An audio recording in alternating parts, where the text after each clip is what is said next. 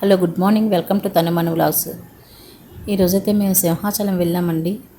సింహాచలం కొండ మీదకి డైరెక్ట్గా కార్ మీద వెళ్ళిపోయాము.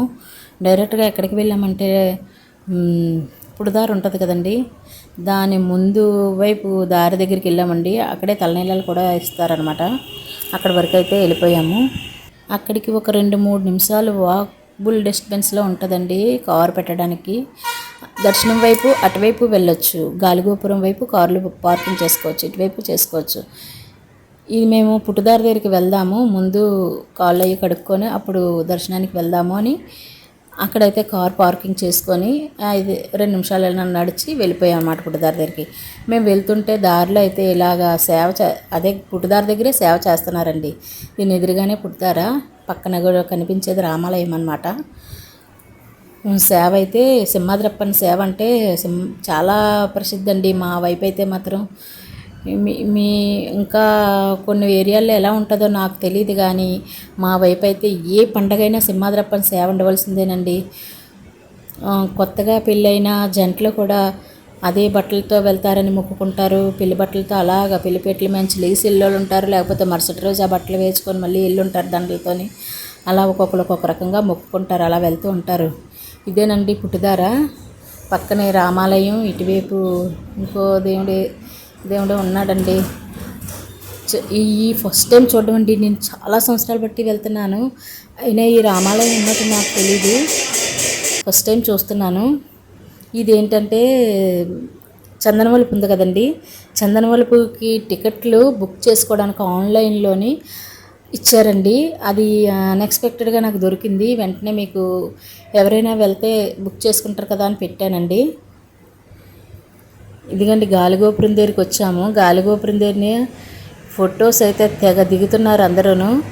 కొత్తగా పెళ్ళైన జంటలు అయితే మరీ ఫోటోలు దిగుతున్నారు. చాలామంది వచ్చారు. మేము వెళ్ళిన రోజు అయితే మేము నైట్ 6-7 అయిపోయిందండి మేము అక్కడికి వెళ్ళేసరికి.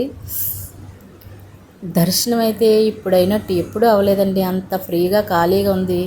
సింహాచలం నిజంగా దేవుణ్ణి కళ్ళారా ఎక్కువసేపు చూడాలంటే సాయంకాలం 6 తర్వాత వెళ్తేనే బాగా మనకి దర్శనం అయితే బాగా దొరుకుతుందండి.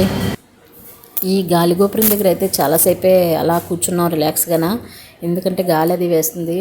ఈ పక్కనే ఉందండి ఏంటంటే లిఫ్ట్ కూడా ఉందండి. సింహాచలం డైరెక్ట్ కొండపైకి లిఫ్ట్లో నడవలేని వాళ్ళు ఎవరైనా ఉంటే లిఫ్ట్లో తీసుకెళ్తారండి. అక్కడ అడిగితే పైకి ఇదేనండి లిఫ్ట్, పైకి వెళ్ళిపోతుంది. డైరెక్ట్ దేవుడి ముందుకే వెళ్ళిపోతుందండి. అయితే సింహాచలం అనగానే మాకు బాగా గుర్తొచ్చేవి ఏంటో తెలుసండి, సంపింగి పువ్వులు అండి. ఇందాక సంపింగి పువ్వులు చెట్టు తీశాను, అక్కడ చెప్పడం కుదరలేదు. ఆ సంపింగి పువ్వులు, పైనాపిల్స్ అండి, పనసకాయలు అంటాం మేము తెలుగులో అయితే.